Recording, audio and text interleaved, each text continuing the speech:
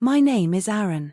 I'm 28 years old, and I thought I understood what it meant to be part of a family until the evening my own sister tried to end my life for a $1.5 billion inheritance. I was standing on the deck of my grandfather's luxurious yacht, watching the sun set over San Francisco Bay, painting the sky in beautiful shades of gold and red. The gentle motion of the 200-foot vessel, the sounds of our family's laughter celebrating Grandpa William's 60th birthday, and the warm ocean breeze carrying the sense of salt and freedom made everything feel perfect. But when I looked at my sister, Sophia, an unsettling chill ran through me. Her eyes held a darkness I'd never seen before, and I couldn't shake the feeling that this lovely evening was about to turn into a nightmare. I had no idea that in just a few hours, she would scream words that still haunt my dreams. Before I share what happened, let me know where you're watching from and hit that like button if you've ever been betrayed by someone you trusted completely. Subscribe for more true stories that will shock you, and stick around, because what happened next changed my life forever. To understand how we reached that horrifying moment, you need to know about our family. My grandfather, William Morrison, built his empire from nothing. He started with a single apartment building in Oakland and grew it into a real estate dynasty worth $1.5 billion. The Morrison name became synonymous with luxury developments across California, from beachfront condos in Santa Barbara to high-rise towers in downtown Los Angeles. Growing up, Sophia and I were inseparable. We spent our childhood racing through the halls of our family's Malibu estate, playing hide-and-seek in rooms larger than most people's entire homes.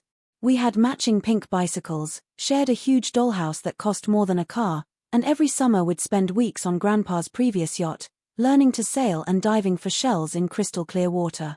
However, even as children, our personalities were vastly different.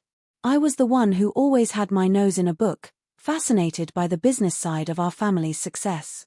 By age 12, I was sitting in on board meetings, asking questions about property values and market trends. Sophia, on the other hand, preferred the spotlight, always dressed in the latest designer clothes and more interested in which celebrity was dating whom than in quarterly profit reports. When I turned 18, I immediately started working at Morrison Properties. I began in the mailroom despite Grandpa's protests that I should start in a higher position. I wanted to learn every aspect of the business from the ground up. I worked 60-hour weeks, studied market analysis reports late into the night, and slowly proved my ability to handle increasingly complex projects. Meanwhile, Sophia was living her best life. She attended USC but spent more time at sorority parties than in classrooms. Her Instagram was filled with photos from Coachella, weekend trips to Las Vegas, and shopping sprees on Rodeo Drive. Every month, $25,000 would disappear from her trust fund account, financing a lifestyle that would make reality TV stars envious. For 10 years, I dedicated myself to the family business. I negotiated deals worth hundreds of millions, oversaw construction projects that employed thousands of workers, and helped expand our portfolio into sustainable housing developments. Grandpa began to rely on me more and more, saying I had the Morrison instinct for profitable investments. What I didn't know was that he had been quietly preparing his will. He had been watching both of his granddaughters for decades, seeing who truly cared about preserving the family legacy versus who saw it as an endless ATM. The decision he made would tear our family apart forever. 3 weeks before his birthday celebration, he met with his attorney and made a choice that would change everything. The entire Morrison fortune, every property, every investment account, every asset worth $1.5 billion, would go to me. In his mind, I had earned it through years of dedication and hard work. Recently, I had started to notice changes in Sophia's behavior towards me. The warm hugs became brief, obligatory embraces. Her laughter seemed forced when I was around. She would make subtle comments about how I was becoming Grandpa's favorite, and how I thought I was so much better than her because I wore business suits instead of designer dresses. I tried to address it directly, asking if something was bothering her, but she would flash that perfect smile and insist everything was fine. The tension was building, but I assumed it was just normal sibling rivalry that would eventually fade. The plan for Grandpa's birthday was elaborate. We chartered his pride and joy, the Golden Dream, a pristine yacht with 3 levels of luxury amenities. The main dining room could comfortably seat 40 guests with floor-to-ceiling windows providing panoramic ocean views. The upper deck featured a full bar and lounge area, while the top level had a helicopter landing pad that we had converted into a dance floor for the evening. 30 family members and close friends were invited, including Uncle Marcus, Aunt Helen, and various cousins I only saw at major celebrations. Everyone was excited to honor the man who had built our family's fortune and provided opportunities we had never dreamed of. I spent weeks planning every detail, from the menu featuring Grandpa's favorite lobster thermidor to the playlist of big band music from his youth. I wanted this to be the perfect celebration of an incredible man who had given us everything. I had no idea it would become the setting for the worst betrayal imaginable. The morning of the celebration dawned bright and clear with gentle swells and perfect sailing conditions. I chose my favorite navy blue dress, the one Grandpa always said brought out my eyes, and carefully wrapped the vintage Rolex I had found at an estate sale in Napa. It was from 1952, the same year he had bought his first building, and I knew he would appreciate the symbolism. Arriving at the marina, I felt that familiar flutter of excitement, seeing the Golden Dream gleaming in the morning sunlight. At 200 feet long, she was a masterpiece of maritime engineering with polished brass railings, mahogany decking, and enough luxury amenities to rival a five-star resort. Grandpa was already aboard, looking distinguished in his crisp white blazer and captain's hat. At 80 years old, he still had the energy of a man half his age, greeting every guest with genuine warmth and that infectious smile that had charmed business partners for decades. The crew of 12 had everything perfectly arranged. Fresh orchids adorned every table. Champagne was chilled to the exact temperature Grandpa preferred, and the galley was filled with the aromas of the gourmet feast being prepared by our hired chef from San Francisco's most exclusive restaurant. That's when Sophia made her entrance. She stepped onto the gangplank wearing a stunning red silk dress that hugged every curve.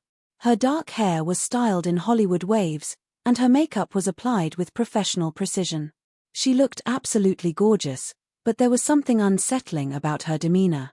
Her smile seemed painted on, and her eyes kept darting around nervously. During our brief greeting, she asked an odd question that should have been a red flag. "So, Aaron, what are your big plans for the future? Any major life changes coming up?" The way she emphasized certain words made it sound like she knew something I didn't. As we sailed out of the marina into the open waters of San Francisco Bay, I found myself watching Sophia more carefully. She wasn't her usual vivacious self, mingling effortlessly with relatives and family friends. Instead, she seemed distracted, frequently checking her phone and excusing herself from conversations. Around noon, Grandpa pulled me aside to a quiet corner of the main deck. His expression was serious, more intense than I'd seen in months. "Aaron, after dinner tonight, I want to make an announcement to everyone. Something important about the future of our family and the business." His voice carried a weight that made my stomach tighten with anticipation. That's when I noticed Sophia. She was standing just around the corner, pressed against the wall in a position where she could hear every word we were saying. When our eyes met, her face went completely pale, and she quickly hurried away without acknowledging me. Lunch was served on the upper deck with stunning views of Alcatraz Island and the Golden Gate Bridge in the distance, but the meal felt tense in a way I couldn't quite identify. Sophia barely touched her food, instead pushing the carefully prepared crab cakes around her plate while stealing glances at me across the table. Uncle Marcus, who had always been close to Grandpa, made a comment that sent chills down my spine. "William, I think tonight's announcement is going to surprise some people. Big changes ahead for this family." The knowing look he gave me suggested he understood something about what was coming. I tried to catch Sophia after lunch to ask if she was feeling all right, but she disappeared again. I searched the yacht's various levels and finally found her in her stateroom, sitting on the edge of the bed with her head in her hands. When I knocked, she called out that she needed some time alone. As afternoon melted into evening, we sailed further from shore, eventually anchoring in a secluded cove about 2 miles from the nearest land. The isolation was beautiful, with nothing but endless ocean surrounding us, but it also felt ominous given the strange tension I was sensing from my sister. The sunset that evening was spectacular, painting the sky in brilliant oranges and purples that reflected off the calm water. Under normal circumstances, Sophia and I would have stood together at the railing, taking selfies and laughing about childhood memories. Instead, she remained distant, watching me with an expression I couldn't decipher. When Sophia finally reappeared for the cocktail hour, something had fundamentally changed about her. Gone was the nervous energy I'd observed all day. Instead, she carried herself with a strange, cold determination that made the hair on the back of my neck stand up. She moved through conversations with mechanical precision, as if she were following a script she had rehearsed. I had no idea that script included my death. As the golden hour faded into twilight, Grandpa gathered all 30 guests on the main deck. The yacht's crew had arranged elegant seating around the outdoor dining area, with soft lighting creating an intimate atmosphere perfect for a family celebration. Everyone was dressed in their finest attire, holding champagne flutes as they waited for whatever announcement our family patriarch had planned. Grandpa stood at the head of the group, his white blazer immaculate, his posture straight despite his 80 years. The warm ocean breeze carried the scent of the gourmet dinner being prepared below, mixing with the salt air and the expensive perfumes worn by the women in our family. "Thank you all for joining me on this special evening," he began, his voice carrying clearly across the deck. "I've spent the last few months thinking about legacy, about what happens to everything I've built when I'm no longer here to oversee it." A hush fell over the gathering. Even the crew seemed to sense the gravity of the moment, moving quietly as they prepared for dinner service. "I've decided it's time to share my plans for the Morrison family fortune." My heart started pounding. Sophia, who was sitting across from me, had gone completely rigid, her knuckles white as she gripped her champagne glass. "After careful consideration, I'm leaving the entirety of the Morrison Properties empire, including all assets, investments, and holdings valued at approximately $1.5 billion, to my granddaughter, Aaron Morrison." The words hit like a physical blow. Gasps echoed around the deck as family members processed what they had just heard. I felt the blood drain from my face, overwhelmed by shock and a growing sense of dread about what this meant for my relationship with Sophia. Sophia's reaction was immediate and devastating. She shot to her feet so quickly her chair toppled backward, the crash echoing across the now silent deck. "What?" she screamed, her voice breaking with emotion. "This isn't fair. This can't be happening." Grandpa remained calm, his expression sad but resolute. "Sophia, I know this is difficult to hear, but Aaron has demonstrated over the past 10 years that she understands the responsibility that comes with this legacy. She's worked tirelessly to learn every aspect of our business. But I'm family, too." Sophia's voice rose to a pitch that made everyone uncomfortable. Tears were streaming down her carefully made-up face, mascara creating dark streaks on her cheeks. "I love this family just as much as she does." "Love isn't enough, sweetheart," Grandpa replied gently. "This empire requires someone who understands sacrifice, who's willing to put the business above personal desires.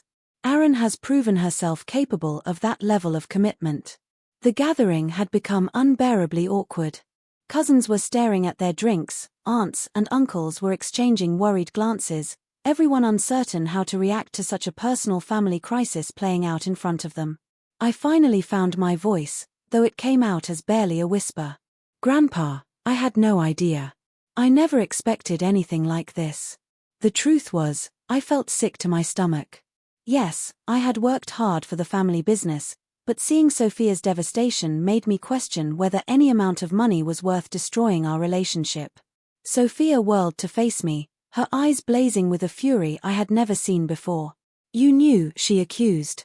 "You've been manipulating him, making yourself look good while making me look like some spoiled party girl."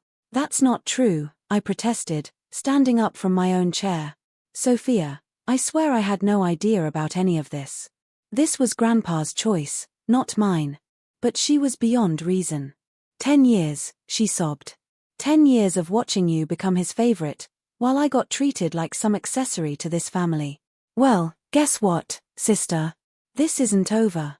With that declaration, she pushed through the stunned crowd of relatives and disappeared below deck, her high heels clicking angrily against the mahogany stairs. The rest of the guests sat in uncomfortable silence. Grandpa tried to salvage the evening by suggesting we proceed with dinner, but the celebratory mood was completely shattered. People picked at their food while making polite small talk, but everyone kept glancing toward the stairs where Sophia had vanished. Uncle Marcus leaned over to me during the main course. "Aaron, your grandfather made the right choice, but this is going to create problems for years to come. Sophia won't accept this quietly." His words proved more prophetic than I could have imagined.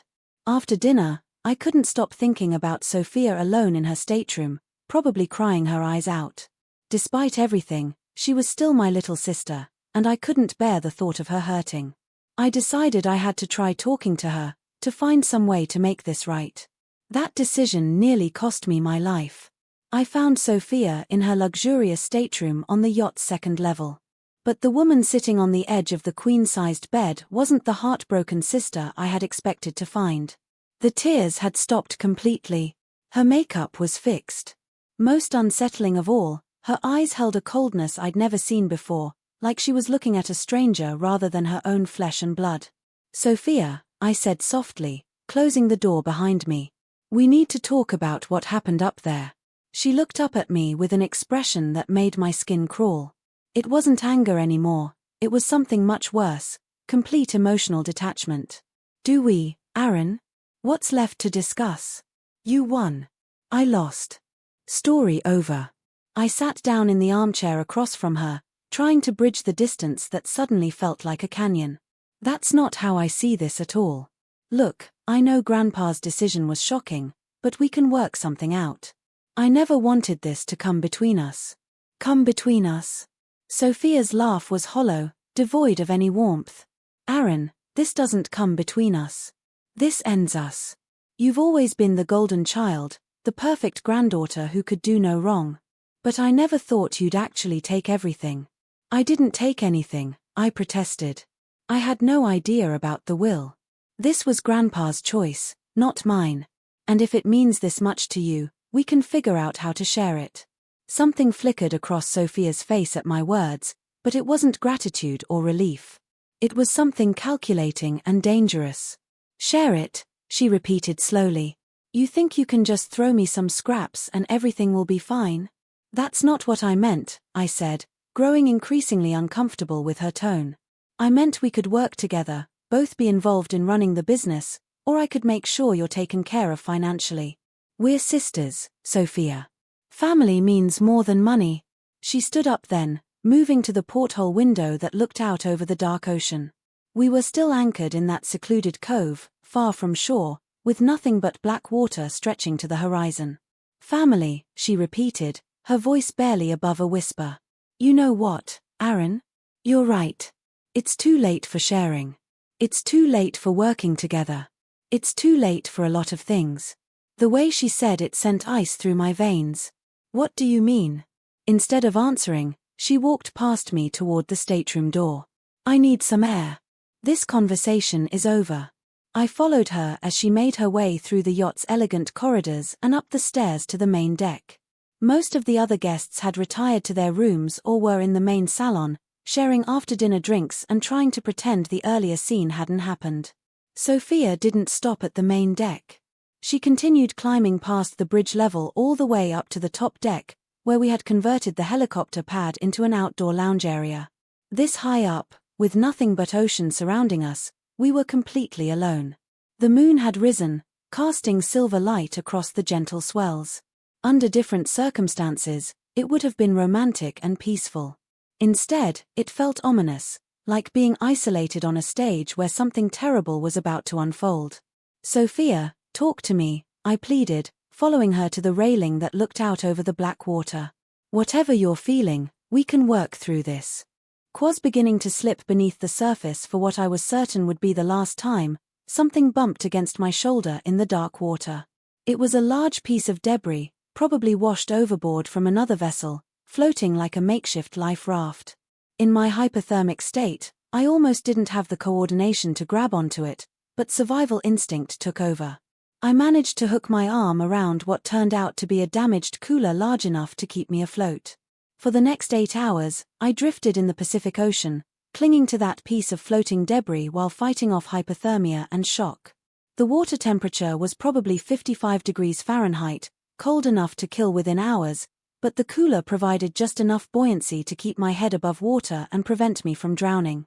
During those endless hours, I had plenty of time to think about what had happened, about how thoroughly Sophia had planned my murder. She had waited until we were far from shore, isolated on the top deck, with only her word to explain what happened. If not for that floating cooler, her plan would have worked perfectly. Dawn brought a Coast Guard helicopter, dispatched after Grandpa had spent the entire night demanding search and rescue operations. The crew spotted me from half a mile away, a tiny figure in a bright blue dress, clinging to debris in the grey morning light. The rescue was swift and professional, but by the time they pulled me from the water, I was barely conscious. My core body temperature had dropped to dangerous levels, and I was suffering from severe hypothermia, dehydration, and exhaustion. The helicopter rushed me to UCSF Medical Center, where I spent the next 3 days in intensive care. Doctors said I was incredibly lucky to be alive, that most people wouldn't have survived more than 2 or 3 hours in those conditions. Sophia was the first family member I saw when I regained consciousness. She had clearly been crying, her eyes red and puffy, her hair disheveled in a way that suggested she hadn't slept. She rushed to my bedside the moment I opened my eyes, grabbing my hand with what appeared to be desperate relief. "Oh, thank God you're okay," she sobbed. "I was so scared when you fell overboard. I thought I'd lost you forever." For a moment, seeing her obvious distress, I almost doubted my own memories of what had happened. The medical team had warned that hypothermia and shock could cause confusion, false memories, even hallucinations. But then I looked into her eyes, and I knew. Behind the tears and the performance, I could see that same cold calculation I'd witnessed on the yacht's deck. She wasn't relieved that I had survived. She was terrified that her plan had failed. "Sophia," I whispered, my throat still raw from salt water. "We need to talk." "Sure," she said, stroking my hair with gentle fingers. "Don't try to speak yet. The doctor said you might be confused for a while. Trauma can do that to memory." There it was. She was already laying the groundwork to discredit anything I might say about what really happened. Over the next 2 days, as other family members visited, I began to understand the full scope of Sophia's deception. She told everyone the same story. I'd been standing too close to the railing, the yacht had hit a larger wave, and I had lost my balance. She tried to grab me but couldn't reach me in time. A tragic accident that could have happened to anyone. Grandpa was devastated, blaming himself for creating the family tension that led to me being alone on deck in the first place. Uncle Marcus kept shaking his head, muttering about how dangerous it was to be on the water at night. Aunt Helen brought flowers and kept saying how grateful she was that I had survived. When I tried to tell them what really happened, that Sophia had deliberately pushed me, they exchanged worried glances and suggested I speak with a psychiatrist. The trauma, they explained gently, was making me paranoid and confused. Dr. Jennifer Walsh, the psychiatrist they brought in, was kind but skeptical. "Survivor's guilt and post-traumatic stress can create false memories," she explained. "Your mind might be trying to make sense of a random accident by assigning blame." But I knew what I had experienced. I knew what I had heard Sophia say. And more importantly, I was beginning to understand that this hadn't been a crime of passion. She had planned it. The question was, how could I prove it? On my final day in the hospital, Sophia came to visit alone. She brought fresh flowers, expensive chocolate, and that same performance of sisterly concern she'd been maintaining for 3 days. "I'm so glad you're coming home tomorrow," she said, arranging the flowers in a vase by my bedside. "This whole experience has made me realize how precious family really is." "Has it?" I asked quietly. Something shifted in her expression for just a moment. "What do you mean?" "I mean, I remember what happened on that deck, Sophia. I remember what you said to me right before you pushed me." She was quiet for a long moment, and when she spoke again, her voice had dropped to barely above a whisper. "Even if that were true, which it isn't, who would believe you? Everyone knows you suffered severe trauma. Everyone knows head injuries can cause false memories." Then she leaned closer, close enough that only I could hear her next words. "But hypothetically, if someone had wanted to solve a complicated inheritance problem, and if that person had been smart enough to plan it properly, and if they'd been unlucky enough to have their plan fail, She paused, smiling, that cold smile I was beginning to recognize. Well, that person might just have to try a different approach. She straightened up, returning to her performance of the concerned sister. I'll see you at home tomorrow, Aaron. We have so much to catch up on. After she left, I lay in that hospital bed staring at the ceiling and realized that surviving the ocean had been the easy part. The real challenge was going to be surviving my sister because she wasn't done trying to kill me. The next few weeks were a careful dance of deception on both sides. Sophia continued playing the role of devoted sister, bringing me home-cooked meals, offering to run errands while I recovered, constantly asking about my physical and emotional state. To everyone else, she appeared to be the perfect example of family loyalty. But I was watching her now with new eyes, and I began to notice things I'd missed before. How she always volunteered to bring me medication, offering to save me the trip to the pharmacy. How she suggested I might benefit from relaxing activities like long walks near the cliffs behind our Malibu estate.